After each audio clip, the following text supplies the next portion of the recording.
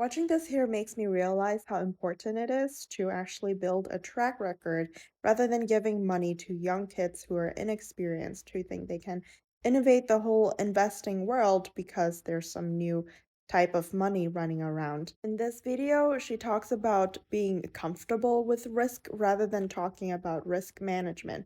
If you've watched any videos on like Ray Dalio or Warren Buffett, they always talk about diversifying and longevity as well as being able to risk manage. And because this is the way she talks and thinks, it's no surprise that they take extenuous amount of risk and essentially blowing up their entire portfolio with over leverage. I personally don't think investing is something that you can innovate.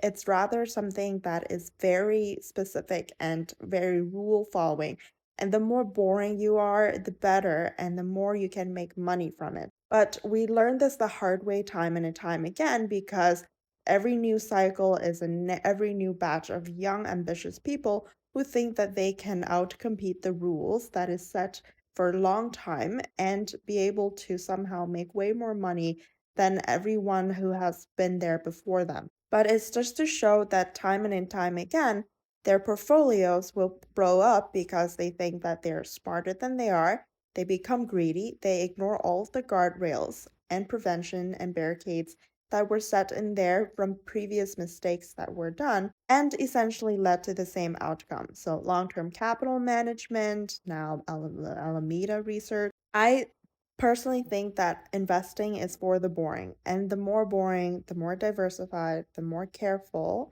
the more due diligence you can do, and the less decisions you make and the less emotional, the better. And like someone who loves money will not be able to do well in this space because to me it's almost like you should be meditating. You should be calm and quiet so that you can catch the signals and ignore the rest of the noise because the market is filled with noise, especially in the crypto world where everything is 24/7 and it goes even faster. And it's very easy to say these things without actually actioning it because when you're swooped up into the bull market, everyone gets swooped up into it, and then the aftermath of it is horrendous. And we can see examples of this because institutional investors like Sequoia, OTPP, BlackRock get all swooped up in this and invest in a bunch of startups as well. So the lesson here is simple, and the lesson we have learned time and time and again is to risk manage and trust only actions and track record and look at the details. CoinCovi.io